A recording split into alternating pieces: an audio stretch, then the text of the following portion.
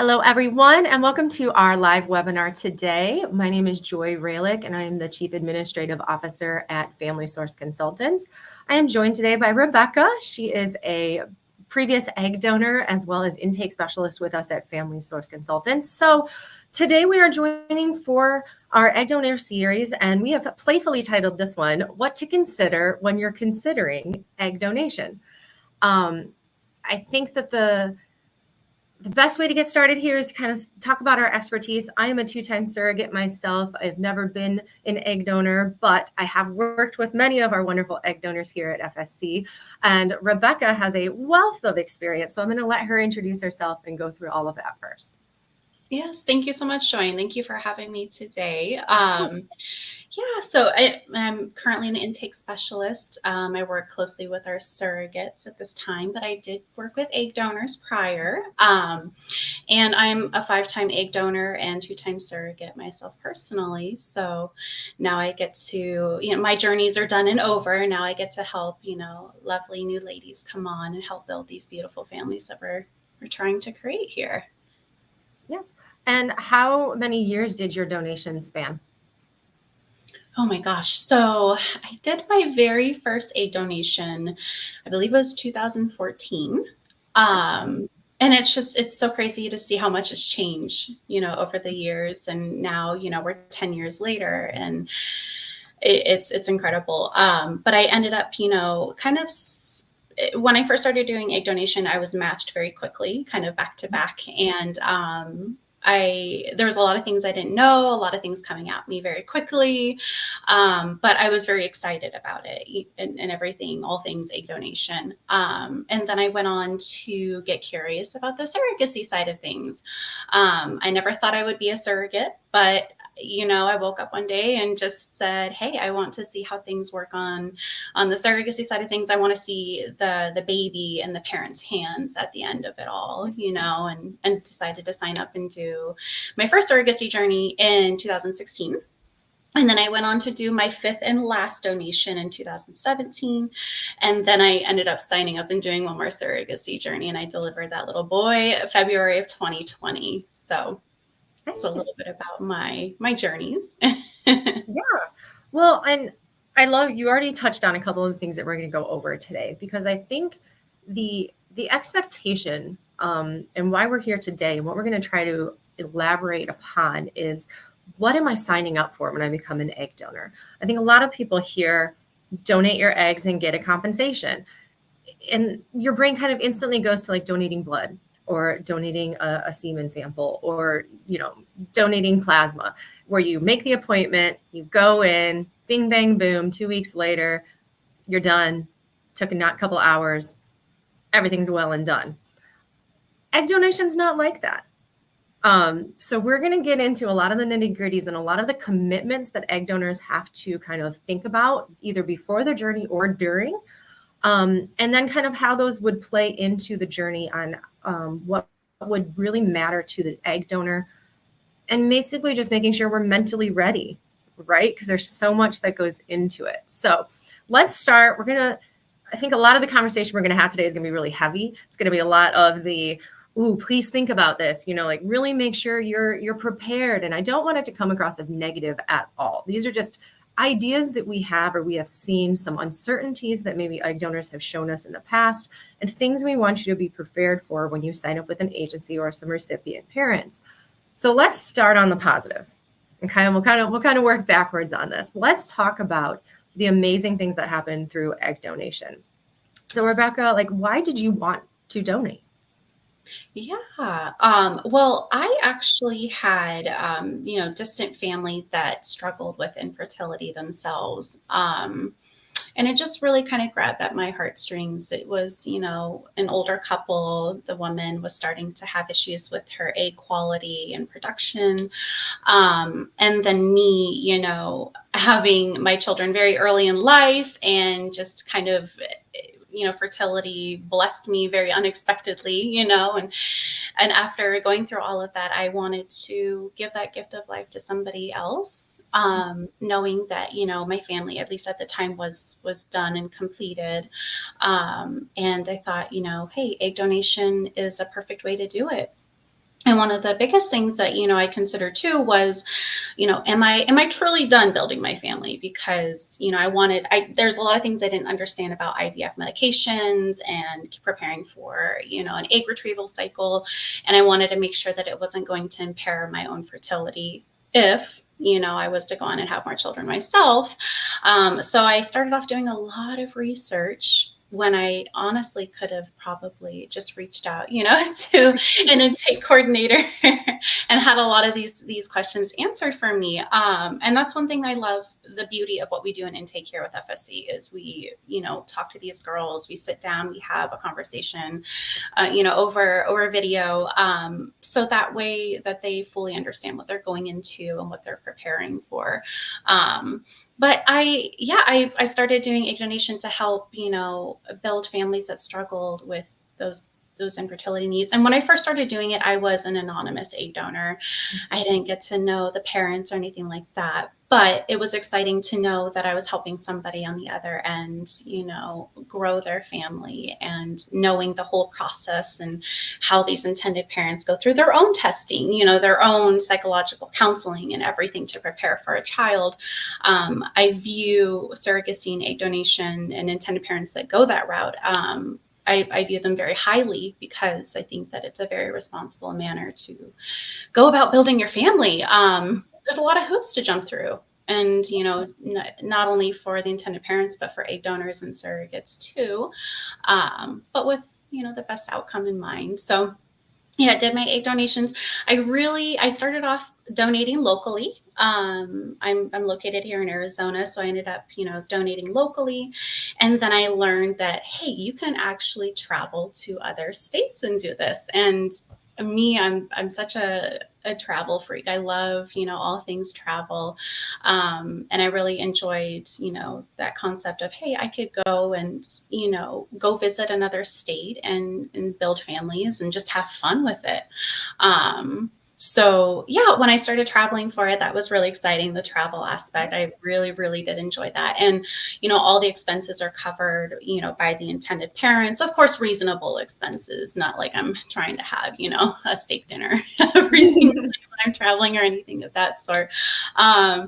But it was really a fun experience. And I was able to bring a travel companion with me too. So somebody who kept me, feeling comfortable throughout the duration of, my donation. Because sometimes I would be away from home for, 10, 12 days just to prepare for an egg retrieval. And I never saw that in a negative light because I'm like, hey, you know what? I'm in California by the beach, for 10 days. How can I complain with that? Yeah. But yeah, and of course, I had the agency, Family Source Consultants, really, they grabbed my heart, when I first signed on with them. And that's why I've done the rest of my egg donation journeys and surrogacies with Family Source Consultants. But they were there for me every step of the way. I had a million questions. I know I probably drove my coordinator crazy with questions, but they always pointed me in the right direction. And, if they didn't have the answer, then, hey, they would tell me to reach out to the fertility clinic, and the fertility clinic would usually kind of swoop in to save the day if I had any immediate concerns or wasn't sure how to do my injections or, anything of that sort. So yeah, hopefully that answers a little. I know I go far. No, it's okay. In true Rebecca fashion, you answered everything that I would have hoped that you would have touched upon. So thank you so much. Of course. Thank you for bringing the parents into it too, because this is not something that you're just going to jump into on a whim. This does take a lot of research. It takes a lot of energy from both a donor or a surrogate and the parents in the position. So thank you for touching on that. And I mean, you just highlighted so many amazing things about egg donation. And I really just want to reiterate those again, because like I said, we're going to get into like all the commitments and the maybe not negatives, but the responsibility portion. So let's talk about the fun first. There's tons of compassion around egg donation between the recipient parents and the donors.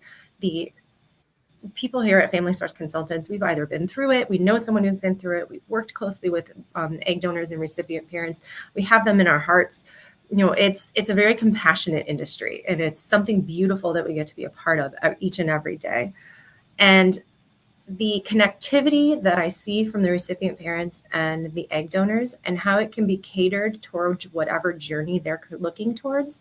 I know you said you started out anonymous, and if that's how the recipient parents and the egg donors want to remain, that's perfectly fine. We can do that where they would have their own anonymity. They don't have to share any information. They part ways and they just help one another out. Or they can have a lot of connection and know everything there is to know about everyone and the children and the eggs and the process. And so really you can cater that relationship and that connectivity however you'd like. And then of course, the two biggest ones. One, there is the blessing and the gift that you are giving to someone because you were able to give them the next step on their way to planning a family. And there's also the financial compensation for the donors and the experience. So there's so many positives, and I could go on and on and on for that, but we only have about 40 minutes. So I'm going to try to just skip a point to like why we're here today. What do we need to consider when we're considering egg donation? And so we're going to break this down a little bit into different categories to kind of keep it digestible. So the first thing we're going to talk about are your time commitments. Like I said, this is not a call into Family Source, make your appointment, and come donate your eggs next week. This is a time commitment. So Rebecca, there are two things I want you to kind of touch on for me. One is the time for match and how that differs. And then two would be the time for the actual retrieval. I think that's the most important. We can talk like full journey, but I think the retrieval portion of time is the most important. Yeah, of course. So, how it works with Family Source Consultants is we have what's called an egg donor database. So what we do is we take our potential egg donors through the screening process. We obtain the necessary documents, have them sign on with our agency as an egg donor. And then we go ahead and we create this beautiful profile, with pictures and, just basic information, nothing that's identifying, because of course, if our egg donors want to remain anonymous, we want to make sure that we keep their information confidential. But we, once we have everything we need, we go ahead and we make them active in the egg donor database. And what's really neat about that is, if there's intended parents who have saved certain criteria that they're looking for in egg donors, they even get a notification when our new donors go active that meet those criteria in any way, shape, or form. It's really an incredible technology. I love the technology behind it. But essentially, let's say I went onto the egg donor database, I went active today. It kind of depends, intended parents are looking for very specific things. They might be looking for certain eye color, hair color, skin color. They might be looking for donors with very specific genetic backgrounds. Some of our repeat donors, they've already had genetic testing done. So they really like to, make sure if they match with a donor, they're going to match with a donor that doesn't have a genetic match with the, recipient father, whoever, or the sperm donor, whoever they're using for their sperm source. So it can really vary as to how long, a girl might sit on the egg donor database and wait to be matched. We have some girls, that might sit for a few months before, we reach out to them and ask for their availability for a donation. And then we have other girls, we make them active and they're just, booked back to back. It just really kind of depends on what we currently have for intended parents looking at that database. And we have some parents that are, pressing the refresh button every single day, waiting for their unicorn donor. And that's one thing I always tell girls, to help encourage them through the intake process is it might be a little bit of a wait process once you're made active. And that doesn't necessarily mean that your quality as an egg donor is any less than any other girl. It just means, hey, we might have, intended parents that are looking for something more specific at this time. As we've seen that, we might have a lot of intended parents that are waiting for Indian egg donors or for Asian egg donors or for Jewish egg donors. And then there's other times where we have, intended parents that are like, I really like her hobbies. I really like who she is as a person. And I really want to see those qualities in our children. So the match process, it can be lengthy just depending on how quickly, we have intended parents that are interested in them. But once, we get their availability and everything else, we're very quick with moving the match forward, confirming everything, and then getting her prepared for medical screening and doing the psych evaluation, preparing for legal, all that fun stuff. So that's basically the match process and it just there. But then the retrieval process, I like to tell girls, that the steps that come before the retrieval they can seem so lengthy, but once you get to the actual retrieval, you're only taking injections and preparing for the actual retrieval for about 2 weeks really. They might start these girls on birth control pills to prepare for those injections and stuff like that, but once you start the actual injectable medications, within 12 to 15, 16 days, however long it takes for the ovaries to stimulate, these girls are going in for retrieval and then, going back home the next day. Most of them go back to work and they're feeling, fine and dandy and, again, have that compensation there, now to help them with whatever they want. For me personally, I used it for my education when I was going to college, and it was really, really a huge help. And afterwards too, I loved when I was working in case management with egg donors, because they would always text me afterwards. And a lot of times those hormones can make us very emotional, and everything like that. But they would always, text me with just the sweetest words and how they feel like it's the most beautiful thing they've ever done for somebody. And, even if they don't know the parents, they know that they've helped in such a tremendous way. And I know that I always felt that way after my retrievals as well.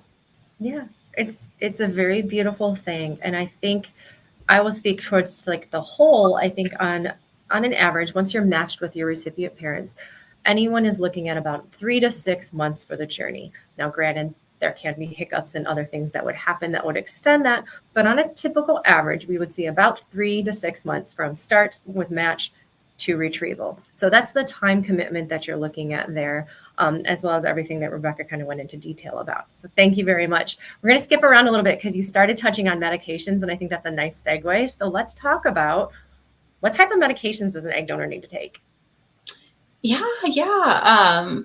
I always get so tickled when I think about the differences between surrogacy and egg donation. So with egg donation, there's quite a few injectables. You're usually, when you start off and preparing for your cycle, you're taking, maybe 1 or 2 shots in the beginning. And then usually you might even go up to 3 shots per day to prepare as you get closer to, basically taking what's called the trigger shot, which causes you to ovulate, and then you go in to have the actual egg harvesting, the egg retrieval procedure. But sometimes the majority of the time, these are self-administered shots, correct? Self-administered, yep. So you have to be willing and able to do that. Right. But what's really good about it is there's education that comes before that. It's not like these girls are just thrown needles and medications and told, hey, figure it out. A lot of times either the pharmacy that ships the medications or the fertility clinic will educate them or send them a video educating them on how to do it. And then of course, we're here too as experienced, egg donors and surrogates ourselves to help these girls through that process. But yeah, self-administered. They're not they're subcutaneous, I think is the technical term for it. And they're in the tummy. The smaller needles. They're not so big and scary. But they might be taking more injections versus if you would see in surrogacy 1 injection a day. With egg donation, it's usually 2 to 3 injections. But again, shorter span of time. You're doing it, for anywhere from 10 to 15 days, just to see, you're closely monitored as well. You'll have monitoring appointments, every couple of days. They'll do an ultrasound, look at the ovaries, see how the follicles are growing, see if your medications need to be adjusted. They'll do blood work to make sure, you're not overstimulating and stuff of that sort. It's a very, planned out and that's what I'm looking for. It's very strategic in the way that they approach it, to make sure that everybody is staying safe and that we're, making progress towards retrieval. Yeah. So for any potential egg donors who are watching right now, this is kind of the commitment that we're talking about with medications. 1, you have to be willing and able to do and self-administer injectable medications. You will receive extra doses of estrogen, some oral tablets, potential patches, suppositories. There are a lot of different variations from each clinic. So the commitment that you are agreeing to upon becoming an egg donor is taking these according to the schedule and taking these according to the dosage and reaching out if you have any questions. So that all falls on the donor. And like Rebecca said, the clinics are wonderful at helping and making sure that that is as precise as possible. You get the clearest calendars you can possibly get. FSC will walk you through each day. If you have any questions, we'll help you organize or label or whatever you need to make sure that you are not going to mess it up, because it is so important that those medications are perfect. That is what is going to dictate the outcome of the retrieval. So that is the hugest commitment for medications, but there's also a lot of other medical commitments. So let's talk about, let's do 3 in particular. Let's first talk about genetic testing, and then we'll talk about kind of the monitoring appointments, and then the overall psychological screening. Yeah, and I can repeat those if you want. I know I asked a lot in one question. No. So for genetic testing, it's really incredible how streamlined it is now. Most of the times we see that what happens is genetic testing kits are shipped to the donors, so sent right to their house. It's usually, a swab under the tongue or in the mouth somewhere to where you take it and ship it back out. Or it could very well be an actual blood draw. Where you have to take it into a LabCorp or a Quest, have your blood drawn, and then they can help you with shipping it to the genetic testing company who's going to run that panel. And again, this is really important because, a lot of times if fertility clinics find that an egg donor is a match for a genetic variant that the sperm source or the intended father might have, either they will, suggest going through additional genetic counseling for both the egg donor and the intended parents, or they might suggest a different match or maybe a different egg donor for that particular couple. But what's really cool about that is, those genetic testing results belong to the egg donor. So she actually can have a copy of her genetic testing results. That's such a huge gift in itself, I think, knowing what genetic variants you have. And a lot of times these panels are testing for, 400 plus genetic variants. And it's just so incredible to me that we get, access to that as egg donors too. But that can take about, 4 to 6 weeks to process. So it is a little bit of a lengthy process. And a lot of times why fertility clinics during the medical screening process will try to streamline that. And if they're shipping a kit out, they'll ship the kit immediately. So that way the donors can take that in, get their blood drawn, or do whatever they need to do with the kit, and then send it in for analyzation. So that's that time commitment with the genetic testing. So kind of one of the longest part, or the lengthier parts of medical screening. And then I think the next one was monitoring appointments. Yep. Okay. So monitoring appointments, it's another big commitment too, because, a lot of times those monitoring appointments have to be early in the morning. We will usually help our egg donors locate a fertility clinic that's local to them. Let's say I'm here in Arizona, but the fertility clinic with the intended parents is in Florida. So I have to go to a local monitoring clinic here in Arizona, have my blood drawn, have an ultrasound done, and then they have to process, those results and send them over to the clinic in Florida so the clinic can view it before they close. As we know, East Coast versus, the West Coast here, our time zones are very crazy. So, a lot of times fertility clinics will tell donors, hey, you need to be prepared for a very early appointment. So that way they can get same day results. The reason same day results are so important is because they need to make sure that, these donors aren't overstimulating, or if there's something that might be going wrong with, how the ovaries are stimulating, they need to be able to know and make changes with medications that same day, because everything is hour by hour with egg donation. It's very time sensitive. Yep. And I think that's the best part to know about the monitoring appointments is it is not scheduled out like typical doctor's appointments. Typically the egg donor will know when her first and maybe second appointments would be for monitoring. But then the appointments after that are going to rely heavily on whatever results were received during those initial appointments. So if the medications are working and doing everything they should, great. We might tweak them slightly, or the clinic, excuse me, might tweak them slightly. But really, you're just going to move on, and your appointment will be scheduled for the next business day, third business day, etc. However, if something is off and they need another draw to kind of confirm their assumptions on whether they need to drastically change the medication protocol, you could receive an email at 3 p.m. your time and say, you need to be at an appointment at 7 a.m. the next day. And then your clinic or your agency will help secure that appointment for you.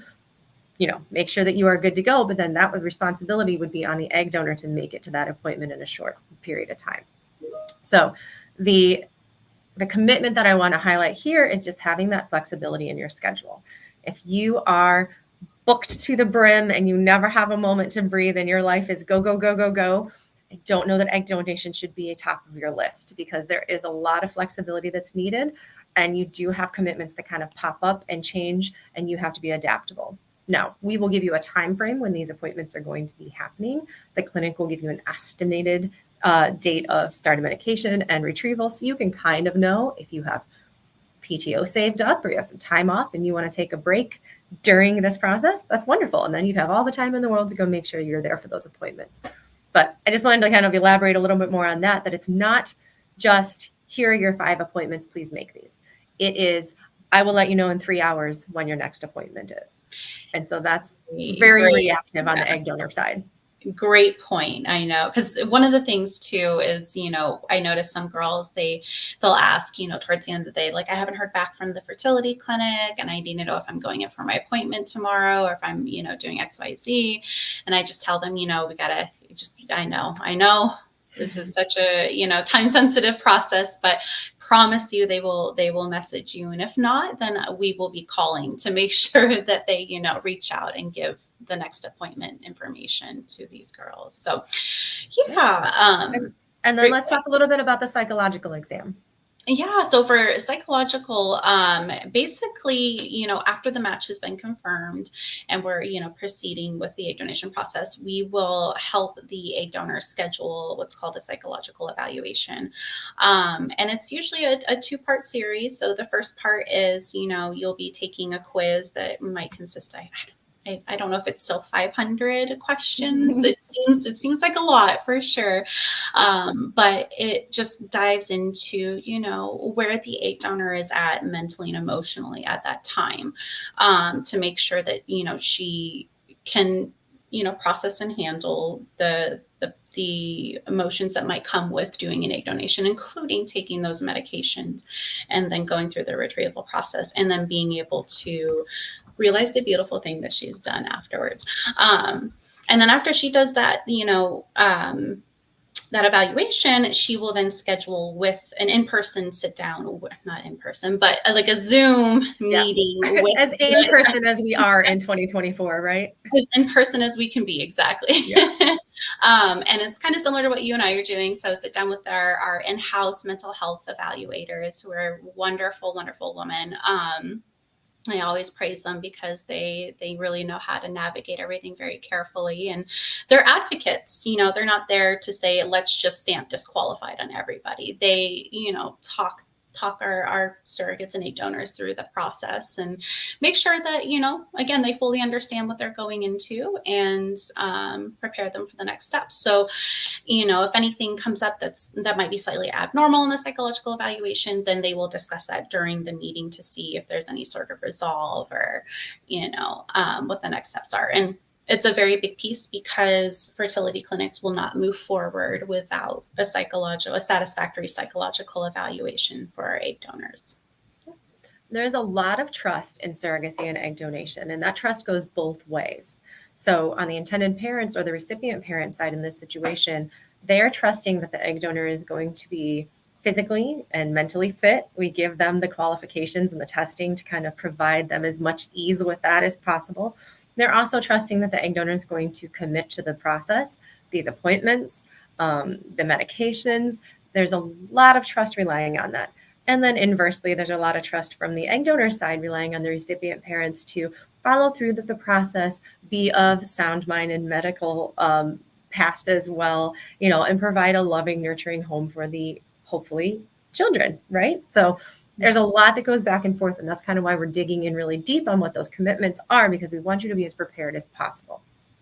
And the last thing we're going to talk about now is travel. So occasionally it does work out that your perfect recipient parents and your perfect egg donor live ridiculously close to another. I have seen it where they have been 5 miles away and did not know. So your travel is very minimal, right? You're going to travel to their fertility clinic that will probably be in your backyard because it is in your area. And you would just go back and forth for those appointments.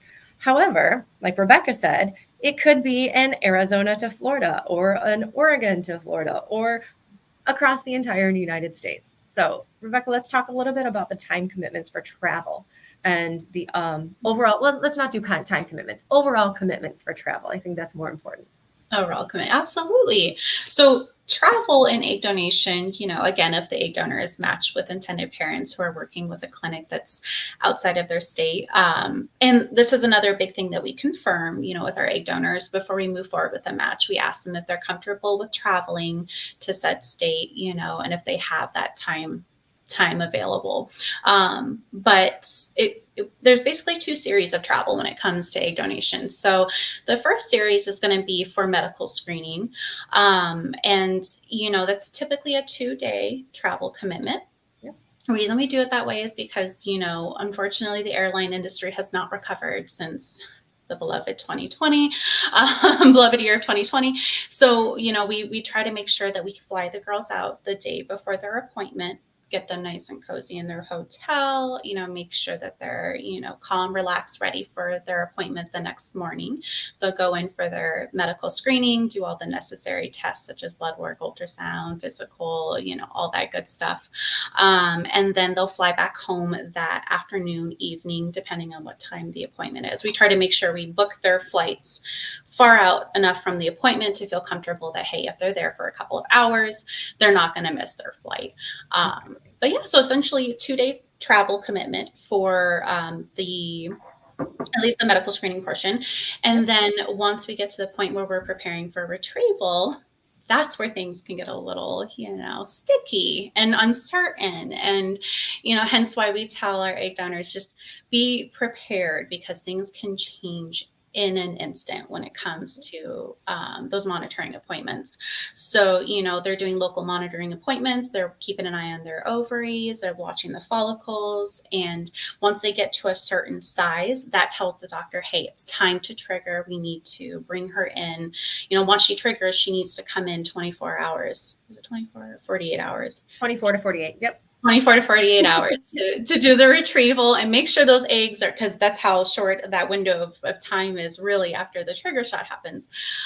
So a lot of times fertility clinics, they feel more comfortable having the egg donors travel and be local to that clinic, to their clinic, once they're going through their retrieval cycle. So some clinics might require donors to be out in, let's say again, Florida, theoretically, be out, in the Florida area for 1 to 2 weeks, while they're doing their injections. And there's other fertility clinics that feel more comfortable with, the egg donor staying local and, taking injections until right, before they have retrieval. We've seen cases where, egg donors fly out and then they have retrieval, 2 days later. And then we've seen other cases where there's egg donors who are out near the fertility clinic for 14 days because that fertility clinic really wants to make sure that they don't miss a window of opportunity to make sure they get the best outcome for retrieval. And so travel commitment can be very, unknown when it comes to the retrieval part because every clinic is very different in their protocols and their requirements. But, Family Source Consultant steps in to kind of make that a little bit easier. We're here to, we will book things right then and there. If we need to change things, we're on the phone. We're doing what we need to do to make sure that our egg donors are getting to their fertility clinic in time for their retrieval. Because again, let's say, I'm not supposed to retrieve for a week, but I go in today and they see on my ultrasound that I'm ready to trigger, ready for retrieval. So that means we got to book a flight and get me out today. Get me to the fertility clinic. I got to take my trigger shot tonight and get out to the fertility clinic. That has happened in the past. And again, we're here to kind of help offer that extra support. So Exactly. So on average, I think the egg donors need to probably plan for at least a week of being away. Because like you said, it can be as short as 3 to 4 days, but it also can be up to 14 days, depending on what that medication is going to do and how quickly you're going to stimulate. So it's kind of like being ready to strike when the iron's hot, right? If your state's away and that medication shows that you are ready to go, that's not the ideal situation. So while clinics will allow local monitoring and let you get closer to retrieval while you're at home and near your work, you're still able to do your day-to-day activities. When it gets closer to actual retriever and you're reacting to the medications, things are happening, follicles are growing. They're going to want you closer to them because they're able to check constantly. So you'll go in for daily appointments at that point. They're going to really analyze everything that is going on with the medications in your body. And like Rebecca said, they're going to be able to know exactly when that trigger shot needs to happen, which is the trigger shot means fully releasing those eggs, and then they go in and retrieve them. So about a week, 2 weeks, I think that's a good estimate. But then again, you have to be flexible. We will do our best to give you those estimates ahead of time and prepare you as much as possible. The clinics are fantastic at minimizing that travel. Nobody wants you to be away as long as possible. So they will do their best at getting you estimates on how long you're going to be away. But we have to be flexible because it's your body, it's medications. We can't control the eggs as much as we would like to. We just do our best and give them the best environment to grow in, and then it's up to them to do what they need to do. So that's kind of all the commitments I wanted to hit on in our conversation today. But let's finish on the high note. Let's talk about, I'm an egg donor. I'm committed to the time. I'm committed to the travel. I have a good flexibility. I'm medically and psychologically ready to be screened. I'm totally fine with medications and shots, not a problem. But what else do I need to consider? Can you talk a little bit about how the egg donor needs to think about the relationship? yeah, of course. Obviously, open communication with the agency, especially if it's an anonymous egg donation, is very, very important and crucial. Um, it might seem small and minute, the things that we reach out and ask for throughout, their journey. But communication really is so key in all of it, to help us, help expedite the process and make it a smooth process for both the egg donor and the recipient parents. And it helps build that relationship too. Let's say, we have our recipient parents over here and they're very anxious. They want to know what's going on at all times. They want to know how their egg donor is feeling. They're just really, really excited for what's to come. And then, the egg donor might be a little more laid back, or, she might be busier, which is understandable, But of course, we want to help build a relationship for both the egg donor and the recipient parents in the process. So I think communication really is helpful. But if it's an open egg donation, let's say the recipient parents and the egg donor have open communication with each other, that's great. Sometimes that can lead to maybe us not knowing about something or being in the dark about something. And that's another thing too, where communication really comes into play between all of us, families risk consultants and the egg donor and recipient parents. So I just think communication really is the biggest part of it.